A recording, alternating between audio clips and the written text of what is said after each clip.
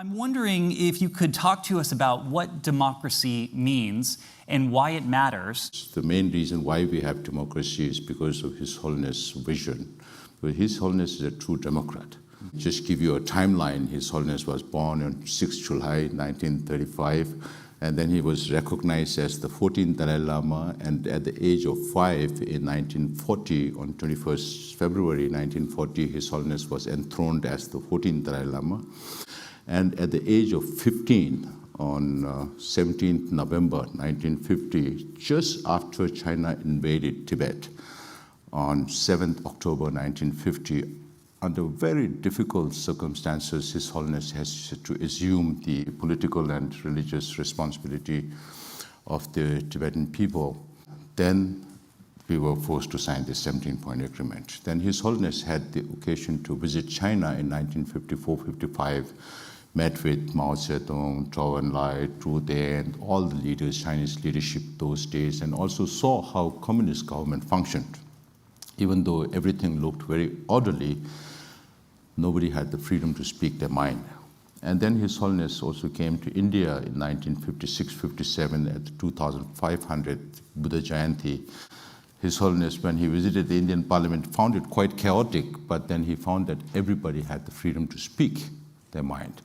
So not even 1 year after coming into exile, on 3rd February 1960, His Holiness arrived on Indian soil on 31st March 1959. So not even 1 year after coming into exile, under very, very difficult circumstances, having to look after the welfare of some 85,000 Tibetans who followed or preceded His Holiness.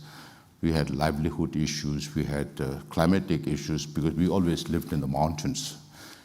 So India was very hot, and even though Tibetan language script came from India, we didn't speak any Indian languages. So under very difficult circumstances, His Holiness said we should have a representative government. So no Tibetans thought that we would have to live in exile for so long, because even during the 13th Dalai Lama's time, the 13th Dalai Lama, after the British invasion of Lhasa, Tibet in 1904, had to flee to Mongolia and China, and then came back to Tibet in 1909. Just 3 months after that, the Chinese were again at our door, and then the 13th Dalai Lama had to flee into India in 1910. And 2 years later, he returned back to Tibet. So everybody thought that during the 14th Dalai Lama's time also we would return back to Tibet. But His Holiness was always a visionary and also a true democrat. That is why he started this project, this democratic process. In the beginning, it was very difficult because Tibetans had no idea what democracy meant. But we started working from scratch. In the first 6 years, Parliament was there, but Parliament couldn't do its job because they didn't know what they had to do. So one step at a time. The first 30 years was very difficult. We had to face a lot of challenges in the form of gradually, the gradual evolution of Tibetan democracy in exile. Then late 80s, His Holiness said we need to bring in more changes because we are still a partyless democracy. So His Holiness said whether we should have political parties or not, whether we should have bicameral houses or not, or whether we should increase the number of members or not, but we couldn't agree on anything other than increasing the number. So by 1991, we had a fully functional legislative body, the Tibetan Parliament in exile. Then 10 years after that, again, His Holiness said, I'm not going to live forever. We have to bring in more change.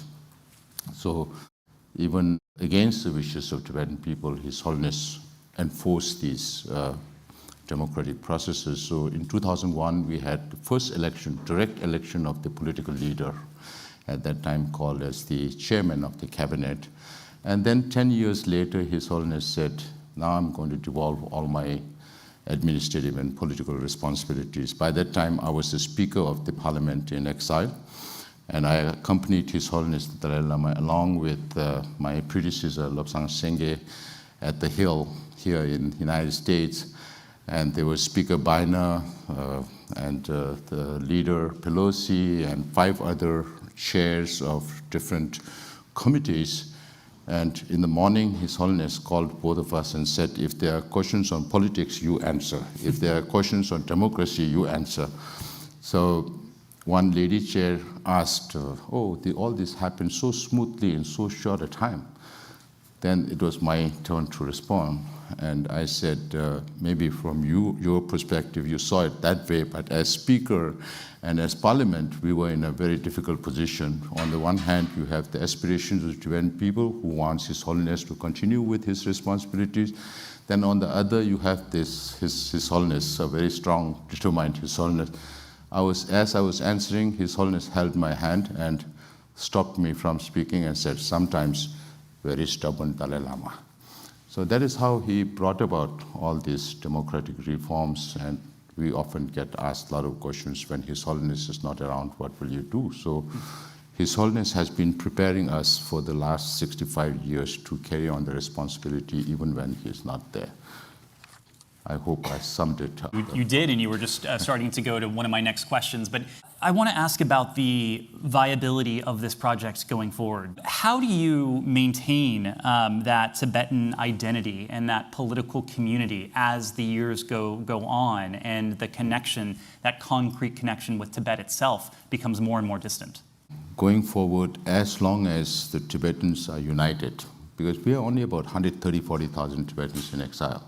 As long as the Tibetans are united, then we will be able to follow through with His Holiness' vision to carry forward the movement and the democratic process here.